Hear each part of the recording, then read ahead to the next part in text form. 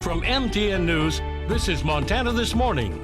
Gallatin County's fast growth being blamed for extra stress on community safety services. Just ahead, hear what officials say they need to help to deal with this exploding growth rate. I'm Joe St. George in Washington. You may think the 2022 midterm elections are over, but they're not. A big runoff election in Georgia is taking place next week. So why should you still pay attention to this race? How will it impact our country? We break it down next. 6:30 on this Thursday. Chet Lehman, Matt Elwell with you here. A big morning for us here in Montana this morning. Coming up in just a few minutes, we have a live interview with Montana Governor Greg Gianforte. Yeah. Big announcement about the holidays. We'll chat with him about that.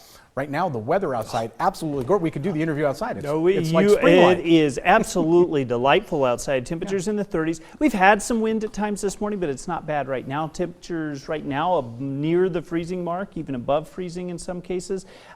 Skip past the actual satellite and radar and show you Futurecast. I do expect to see some heavy bands of snow developing as you get near the early to mid-afternoon. That's going to drive its way across the area and affect driving conditions for the afternoon in Butte and for the evening in Bozeman. Wind trying to push its way through on the Montana State University campus. Late afternoon, early evening snow showers. Again, at times it could be blinding snow as it's working through near whiteout conditions expected at times. We're going to talk about how much snow, the timing, the impacts, and a look at the weekend ahead. That's coming up in just a few minutes. All right, thank you, Matt. 6:31 before we talk to the governor live about the holidays. He was in town yesterday tackling public safety issues across Montana, starting with a listening session.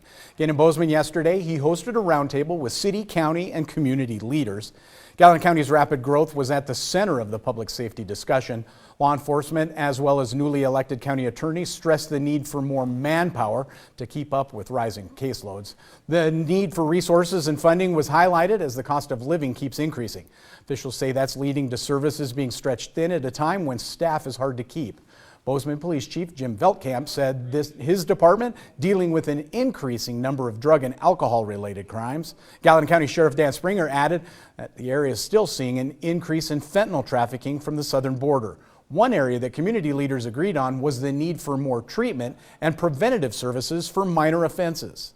We're going to continue to see a lot of people from other parts of the country move here, and we're going to have to somehow come up with systems that are able to manage that growth and keep the community safe. That's everything from how we manage our streets to the resources in the county attorney's office to resources in law enforcement. Again, Governor Greg Gianforte will be joining us in the studio live this morning. We'll be talking about his 12 Days of Giving initiative. We'll learn more about that about 6:51. Meantime, on the national scene, it's been 2.5 weeks since 4 University of Idaho students were found slain in a home near campus. And last night, multiple vigils were held simultaneously across the states of Washington and Idaho in their honor. Police say the 4 victims all made it to the house on the morning of November 13th, sometime between 1:30 and 2 o'clock in the morning. But it wasn't until 10 hours later a 911 call was made that prompted mass hysteria nationwide and more speculation than answers. Newsy's Maritza Giorgio was in Moscow, Idaho last night. You could certainly feel so much grief, anguish, sadness in this stadium tonight, but you also felt love and community and togetherness. At the beginning, handing out these bracelets saying Vandal Strong with Xana, Ethan, Maddie, and Kaylee on the other side. And as Kaylee's dad said, there's pain everywhere. You're just going to have to love each other.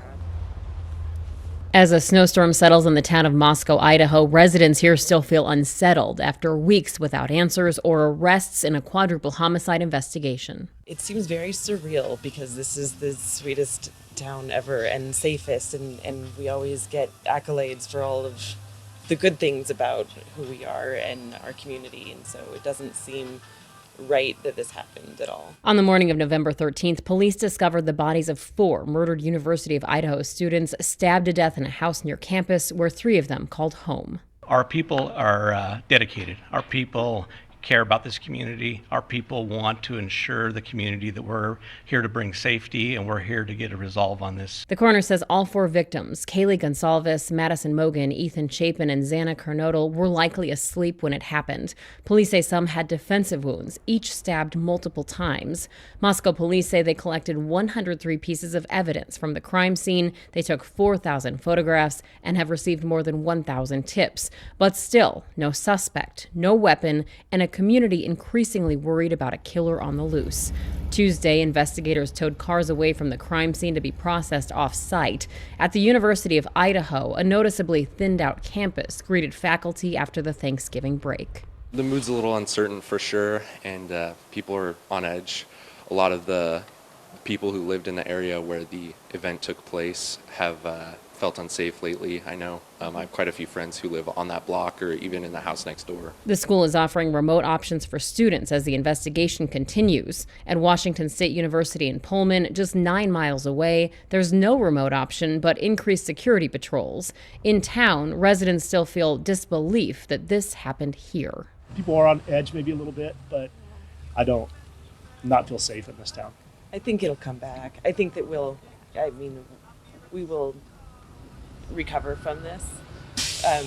But right now, it's very different. Like everyone here in Moscow and really the country, we are waiting to learn more about this investigation. Very few details, new details anyway, coming out. We did learn today that they are almost done collecting evidence at the actual scene, at the home where those 4 bodies were found. But this town really just waiting, hoping anything will come forward, any kind of tip, any kind of tidbit of information that will help them figure out who did this and why. Back to you. Again, that's Newsy's Maritza Giorgio in Moscow, Idaho. Meantime, you may think the midterms are over, but based on campaign spending in Georgia, you wouldn't know it. More than $50 million has been spent by both major parties on next Tuesday's runoff election in Georgia, even though control of the Senate has already been decided. Former President Barack Obama will campaign there tonight. So why is so much money being spent, and why should you pay attention to the results even though you don't live there?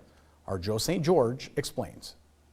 I know what you're thinking. Joe, the midterms are over. Candidates won, candidates lost. The House will be controlled by Republicans. Democrats will control the United States Senate. But the 2022 midterms are not technically over. There's still one big race left in Georgia. And whoever wins this runoff race for Senate will still have a big impact on policy in our country for years to come. Reason number 1 to care about Georgia's runoff? The balance of power. If Republicans win, the Senate will be 50-50. If Democrats win, the Senate is 51-49. That may not sound like such a big deal, but it is, even though Democrats are in charge regardless. You see, in a 50-50 Senate, the vice president breaks ties, and it often means every Democratic senator needs to support something to pass it. That's why you heard a lot about Democratic Senator Joe Manchin of West Virginia these past few years. For instance, the expanded child tax credit was blocked because of his objections. If Democratic Senator Raphael Warnock wins re-election in Georgia, Senator Manchin won't be as influential. Reason number 2 to care. Committees. In a 50-50 Senate, committees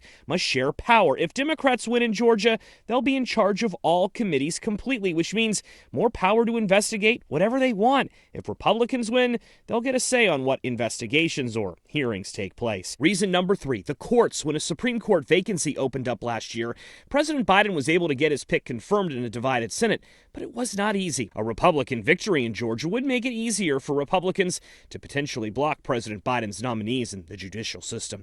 Reason number 4, 2024. Yes, that's 2 years away, but it's one in which Republicans already have an advantage. Democratic senators are up for re-election in conservative-leaning states like Ohio and Montana. Whoever wins in Georgia will serve for 6 years, impacting the balance of power for years to come. And finally, reason number 5. Former President Donald Trump, the Republican candidate in Georgia, Herschel Walker, was endorsed by Mr. Trump in the primary. A win will give the former president momentum as he begins his latest presidential campaign. A loss could hurt his political ambitions. In Washington, I'm Joe St. George. All right, 6:39, time for a break here on Montana This Morning.